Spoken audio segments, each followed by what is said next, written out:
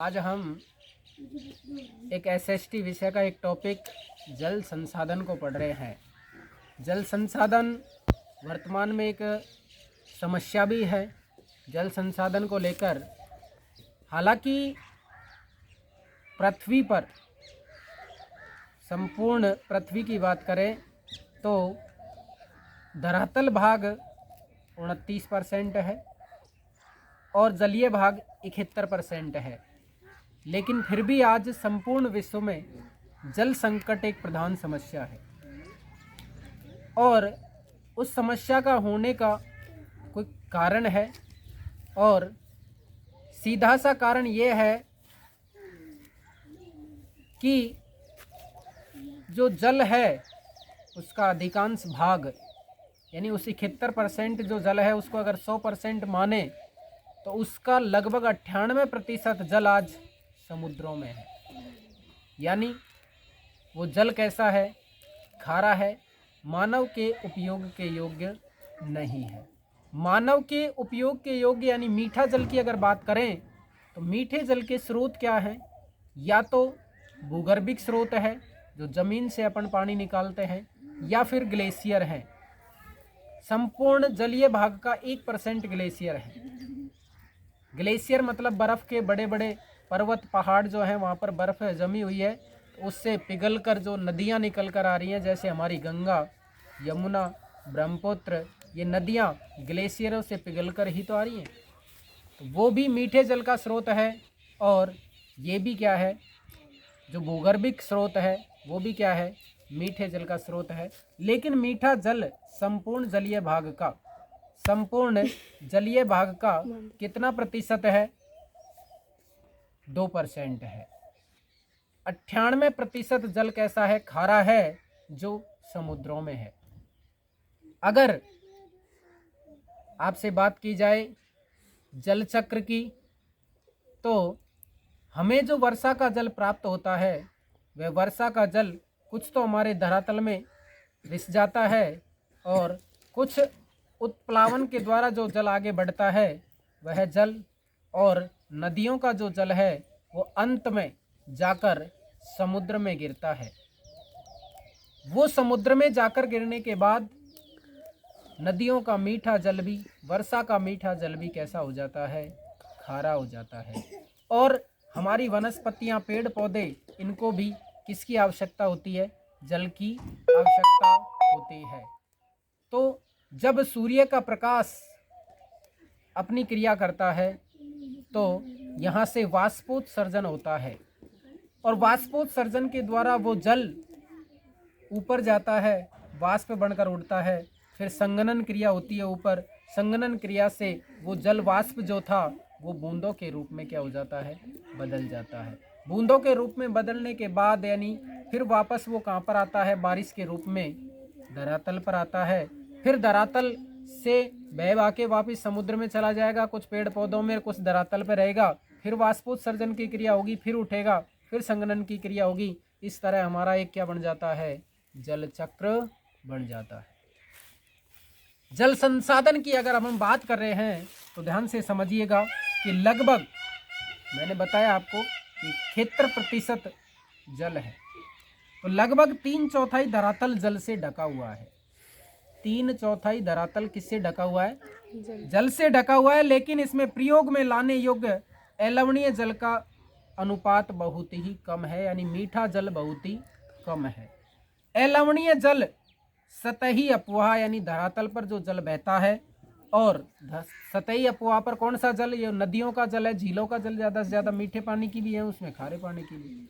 और भूम जल मतलब भूगर्भिक स्रोत, जिससे अपन बोरवेल वगैरह से पानी निकालते हैं, स्रोत से प्राप्त होता है, जिसका लगातार नवीकरण और पुनर्भरण जल चक्र के द्वारा होता रहता है। जो अभी मैंने आपको जल चक्र बताया था। अब क्या होता है कि जल दुर्लभता और जल संरक्षण एवं प्रबंधन की आवश्यकता। भारत में वर्षा में वार्षिक और मौसमी परिवर्तन के कारण जल संसाधनों की उपलब्धता में समय और स्थान के अनुसार भिन्नता पाई जाती है। कहीं पर जल किस माध्यम से निकलता है? कहीं कुओं से, कहीं नलकूपों से, कहीं तालाबों से मिलता है, कहीं नदियों से मिलता है, कहीं झीलों से मिलता है, कहीं नदियों से नहर निकाल कर जल की व्यवस्था की गई है, कहीं भूगर्भिक जल का क्या है, स्रोत है। तो अलग अलग जगह स्थान के आधार पर जल के स्रोत क्या हैं, अलग अलग हैं। हमें किस किस रूप में जल मिलता है आगे देखते हैं कि भारत में वर्षा में वार्षिक और मौसमी परिवर्तन के कारण जल संसाधनों की उपलब्धता में समय और स्थान के अनुसार भिन्नता पाई जाती है, लेकिन अधिकांशतः जल की कमी, इसके अति शोषण, जल का मेन कार्य क्या है कि हम उसका शोषण कर रहे हैं, यानी दुरुपयोग कर रहे हैं। भावी पीढ़ी को ध्यान में रख कर हम जल का उपयोग नहीं कर रहे हैं। कुल मिलाकर हम सस्टेनेबल डेवलपमेंट नहीं कर रहे हैं, अत्यधिक उपयोग कर रहे हैं और समाज के विभिन्न वर्गों में जल का असमान वितरण होता है और दुरुपयोग से वो हमारा जो अमूल्य धरोहर है, जो जल संसाधन है, वो लगातार विनाश की ओर जाता जा रहा है और जल संकट एक प्रधान समस्या बनती जा रही है। तो जल संसाधनों पर दबाव के कारण क्या है कि स्वतंत्रता के बाद जल संसाधन हमारे जैसे नदियां, झीलें, झरना, जो भी सारे जल संसाधन ही है हमारे, तो स्वतंत्रता के बाद भारत में तीव्र गति से औद्योगिकरण हुआ, शहरीकरण हुआ और उद्योगों की बढ़ती संख्या और ऊर्जा की आवश्यकता और बढ़ती जनसंख्या तथा मानव जीवन की शैली के कारण जल की मांग लगातार क्या होती गई, बढ़ती गई। और जल की मांग बढ़ने के कारण जल संसाधन पर क्या बढ़ने लगा, दबाव बढ़ने लगा। कुल मिलाकर जल की आवश्यकता ज़्यादा हुई, जल की आवश्यकता क्या हुई, ज़्यादा हुई, उसकी तुलना में पूर्ति कम हुई। इसी को ही क्या कहते हैं, जल संसाधन पर दबाव कहते हैं। उसके बाद में है जल प्रदूषण के कारण। मेरी भी एक बात समझना, नॉर्मल सी बात यह है कि आपका प्रश्न आता है कि कोई सा भी प्रदूषण मान लो, जल प्रदूषण, ध्वनि प्रदूषण, वायु प्रदूषण, मृदा प्रदूषण, किसी भी प्रकार का प्रदूषण हो, प्रदूषण क्या है, पहले वो चीज़ समझ में आ गई तो ऑटोमेटिक सारी चीज़ समझ में आ जाएगी। प्रदूषण अपने आप में क्या है, जैसे कोई सा भी संसाधन है वो स्वतंत्र अवस्था में शुद्ध है। जैसे एक पानी का बड़ा गिलास है, कांच का गिलास, जिसमें हमने पानी भर रखा है, वो पानी हमारे लिए, हम उसको क्या मान रहे हैं, सही मान रहे हैं, शुद्ध मान रहे हैं। लेकिन बाहर से कोई भी बच्चा आया और एक मुट्ठी रेत वगैरह कुछ कचरा लेकर आया और उस गिलास में डाल दिया, वो गिलास का पानी अब पवित्र रहेगा, शुद्ध रहेगा, नहीं रहेगा, पीने योग्य रहेगा, नहीं रहेगा। इसी तरह हमारे जितने भी संसाधन हैं, चाहे वो नदियां हैं, चाहे झीलें हैं, चाहे कुएं हैं, चाहे वो तालाब हैं, तो इन संसाधनों में हमने इस तरह क्या डाल रहे हैं, दिन प्रतिदिन कचरा डाल रहे हैं। उद्योगों से निकलने वाला कचरा जा रहा है, शहरों से निकलने वाला कचरा जा रहा है और शहरों के मलमूत्र इत्यादि उनमें नदी नालों में बहवा दिए जाते हैं, जिससे कि वो जल क्या हो जाता है, अपवित्र हो जाता है, अशुद्ध हो जाता है, जिसको ही हम क्या कहते हैं, जल प्रदूषण। यानी कोई भी जो तत्व है, जो शुद्ध तत्व है, उसमें अवांछित पदार्थ जिसको हम नहीं चाहते वो पदार्थ उसमें मिल जाते हैं। जैसे घी है, घी में कुछ गिर गया तो घी क्या हो जाएगा, अशुद्ध हो जाएगा, अपवित्र हो जाएगा। उसी तरह हमारा दिमाग पवित्र है, स्वच्छ है, इसमें अगर हम गलत बातों को प्रवेश करवा देते हैं, गलत बातें अगर हमारे दिमाग में बैठ जाती है तो हमारा दिमाग भी क्या हो जाएगा, प्रदूषित हो जाएगा। अगर मिट्टी है, मिट्टी स्वतंत्र रूप से स्वच्छ है, लेकिन इसमें कुछ ऐसे रासायनिक पदार्थ मिला, तो देखो, यानी जल संसाधन जो है उसका उपयोग जब हम करते हैं तो जल का उपयोग बहुत सारे कार्यों में किया जाता है। चाहे उससे बिजली बनाएं, चाहे उसको अपन दैनिक उपयोग में घर में काम में लें, रसोई में काम में लें, नहाने में काम में लें, पीने में काम में लें, या फिर पेड़ पौधों में काम में लें, सिंचाई में काम में लें, हैं, उद्योग धंधों फैक्ट्रियों में भी जल की आवश्यकता होती है, वहाँ भी काम में लें। कुल मिलाकर जल का जो उपयोग है वो हम बहुत सारे उद्देश्यों के लिए करते हैं, बिजली भी बनाते हैं। तो जल के उपयोग क्या हैं, बहुत सारे हैं, बहुत सारे होने के कारण बहुउद्देश्य कहते हैं इसको। अब कोई भी एक नदी है तो उसका उपयोग हम, उसके पानी का उपयोग हम कई कार्यों में करते हैं। तो वो क्या हो जाएगी, बहुउद्देशीय परियोजना। अब नदी पे है तो नदी घाटी परियोजना, बांध है तो बांध पे बांध का हो जाएगा। बात समझ में आई? यानी बहुउद्देशीय क्या हो जाएगी, नदी घाटी परियोजनाएं। जैसे कि आपको मैं बताऊं कि भारत में पहली नदी घाटी जो परियोजना थी वो थी दामोदर नदी घाटी परियोजना, जो कि लंदन की जो टेनिस नदी है, टेनिस अमेरिका की, सॉरी अमेरिका की जो टेनिस नदी है उसकी तर्ज पर चालू की। कौन सी परियोजना, दामोदर घाटी परियोजना, डीवीसी 1948 में शुरू हो गई थी, स्वतंत्रता के तुरंत बाद में। क्लियर? तो कैसे उपयोग में लेते हैं अपन नदी का जल है चाहे बांध का जल है, तो देखिएगा सिंचाई के साथ, सिंचाई तो करते ही हैं, सिंचाई के साथ साथ हम नदी बह रही है, नदी पर क्या बना दिया, बांध बना दिया। अब उस बांध का बनाने का भी बहुत सारे उद्देश्य है। एक तो पेयजल आपूर्ति तो होगी, नहर निकाल देंगे वहां से तो क्या निकले, मिल जाएगा सिंचाई के लिए पानी। और वो बांध की जो मोरी होगी, बांध की जो मोरी होगी वहां पर लगा देंगे क्या, टरबाइन। तो वो टरबाइनों से क्या बनेगी, विद्युत बनेगी। तो देखिएगा सिंचाई के साथ साथ बांधों के निर्माण का उद्देश्य विद्युत उत्पादन करना, घरेलू और औद्योगिक उपयोग भी होता है, जल आपूर्ति होती है, बाढ़ नियंत्रण होता है, मनोरंजन के लिए भी जैसे स्विमिंग वगैरह है, तैरने के लिए, आंतरिक नौ संचालन, अंदर ही अंदर नौकाएं चलती हैं, पनडुब्बियां चलती हैं, और मछली पालन में भी उपयोग करते हैं।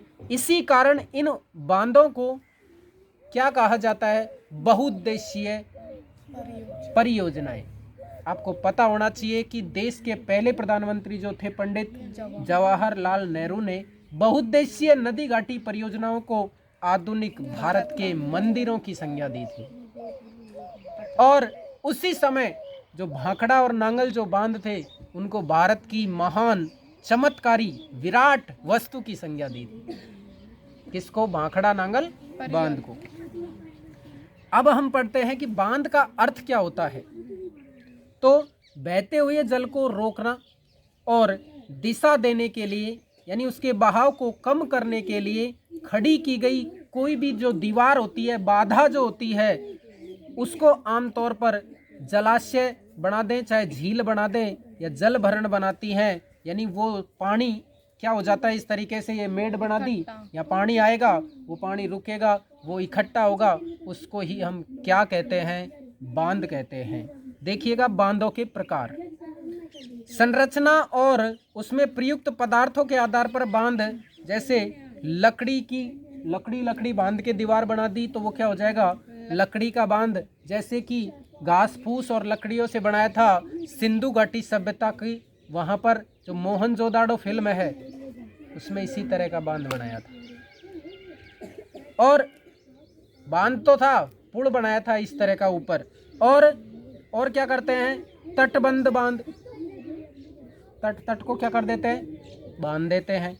और क्या पक्का बना दिया, एक तो मिट्टी का बांध और एक पक्का बांध। जैसे कि राजस्थान में मिट्टी का सबसे बड़ा बांध है, जो एशिया का सबसे बड़ा बांध है, पांचना बांध करौली में।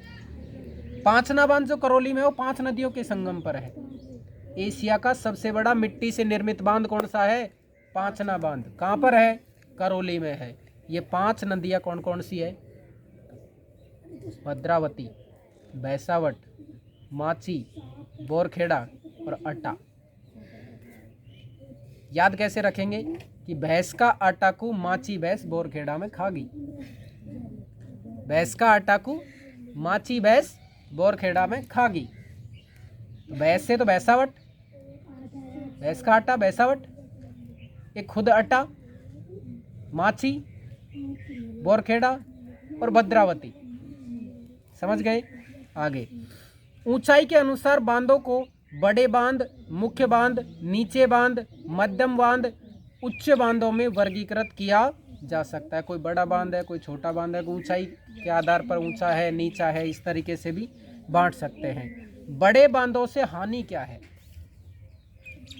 बड़े बांधों से सबसे बड़ी हानि ये है, मान लीजिए एक समय के लिए कि वो दीवार जीर्ण शीर्ण हो गई, पुरानी हो गई, और किसी कारण से अगर वो दीवार टूट जाती है तो मान लीजिए कि गांव के गांव खाली हो जाएंगे, बाढ़ आ जाएगी, आएगी। दूसरी बात, बांध है तो पानी भरेगा, यहाँ पानी भरेगा तो इसके दबाव के कारण भूस्खलन जैसी समस्या आ सकती है। इस तरह की समस्याएं बन जाती हैं बड़े बांधों से। छोटा बांध तो इतना समस्याजनक नहीं होता। तो बड़े बांधों के निर्माण ने जनसंख्या का विस्थापन, अब भाई जितनी दूरी पर होकर बनाएंगे उस दूरी से जनसंख्या तो हटानी पड़ेगी, जितने भी घर आवास हैं वो सारे हटाने पड़ेंगे। बाढ़ की संभावना रहेगी, पर्यावरण का क्या होगा, प्रदूषण होगा और भूमि का ह्रास होगा। ऐसी आदि अनेक समस्याएं क्या ले सकती हैं, जन्म ले सकती हैं। अब इस तरह पर्यावरण को बचाने के लिए बहुत सारे आंदोलन चलाए गए हैं। जैसे कोई भी नदी है तो उसकी पवित्रता के लिए आंदोलन चलाए जाते हैं कि वो स्वच्छ हो। हमारी एक नदी है नर्मदा नदी, जो अमरकंटक मध्य प्रदेश से मैकाल पहाड़ी जहाँ से है वहाँ से निकलकर और महाराष्ट्र, मध्य प्रदेश, महाराष्ट्र, गुजरात में बहती हुई और अंततः खंबात की खाड़ी में जाकर गिरती है, उसका नाम है नर्मदा। नर्मदा नदी को बचाने के लिए मेधा पाटेकर ने नर्मदा बचाओ आंदोलन चलाया था। किसने चलाया? मेधा पाटेकर ने। देखिएगा, नर्मदा बचाओ आंदोलन, इस आंदोलन का लक्ष्य बांध से जो विस्थापित गरीब लोग हैं उनको सरकार से संपूर्ण पुनर्वास सुविधा दिलाना था। यानी उनके दूसरी जगह अगर उनको हटाए हैं तो दूसरी जगह क्या दिलाएं? मकान दिलाएं, रहने के लिए स्थान दें। अब आगे है वर्षा जल संग्रहण, ये अति आवश्यक है। वर्षा का जल शुद्ध जल होता है, मीठा जल होता है, पीने के लिए भी काम में लिया जा सकता है और कुछ थोड़ा सा शोधित करके उसको काम में ले सकते हैं, लेकिन मीठा जल होता है। और वर्षा का जल संग्रहण करके रखेंगे तब ही आगे की भविष्य की पीढ़ियों को भूगर्भ का जल मिल सकेगा। तो प्राचीन काल में लोगों ने स्थानीय पारिस्थितिकी और परिस्थितियों और उनकी जल आवश्यकता के अनुसार वर्षा जल, भूम जल यानी भूमि का जल, नदी जल तथा बाढ़ जल संग्रहण के अनेक तरीके विकसित कर लिए थे। और पहाड़ी पर्वतीय क्षेत्रों में लोग गुल कुल जैसी वाहिकाएं नदी की धारा का रास्ता बदलकर सिंचाई में काम में लेते थे। वर्षा जल को संग्रहण करने के लिए टांका, खड़ीन ऐसी चीज़ें बनाई जाती हैं जिससे कि वो भविष्य में उस जल को जब आवश्यकता पड़े काम में लिया जा सकता है। राजस्थान में जल संग्रहण की ये परंपराएं हैं जो मैंने अभी बताया आपको, टांका है चाहे खड़ीन है। ये राजस्थान में पानी की कमी है, खास तौर से पश्चिमी राजस्थान। आज कुछ नहरें वगैरह आ गई हैं तो अलग बात है, लेकिन वहाँ का क्षेत्र शुष्क है, अर्ध शुष्क है। तो इसमें विशेषकर बीकानेर, फलोदी और बाड़मेर में लगभग घर में पीने का पानी संग्रहित करने के लिए भूमिगत क्या बनाए जाते हैं? टैंक बनाए जाते हैं और टांका बनाते हैं, जिससे कि वो पानी बरसाती दिनों में क्या कर लेते हैं? इकट्ठा कर लेते हैं और उसको फिर साल भर तक काम में लेते हैं। तो बड़ा टांका बनाते हैं खूब। दुख की बात यह है कि आज पश्चिमी राजस्थान में छत वर्षा जल संग्रहण की रीति इंदिरा गांधी नहर से उपलब्ध 12मासी पेयजल के कारण क्या होती जा रही है? कम होती जा रही है। कि आज उनको पानी की सुविधा उपलब्ध करवा दी इंदिरा गांधी नहर से, जिससे कि जो परंपरागत जल संरक्षण की विधि थी, जो विधियाँ थी, वो आज क्या कर दी हैं? लगभग खत्म सी हो गई हैं, बंद सी हो गई हैं। लेकिन वर्षा जल का संग्रहण अति आवश्यक है और इन संसाधनों का, चाहे जल हो चाहे और कोई भी संसाधन हो, इनका अगर हम इस तरीके से उपयोग करें कि वो भावी पीढ़ी के लिए काम आ सके, तो ऐसा विकास ही क्या कहलाता है?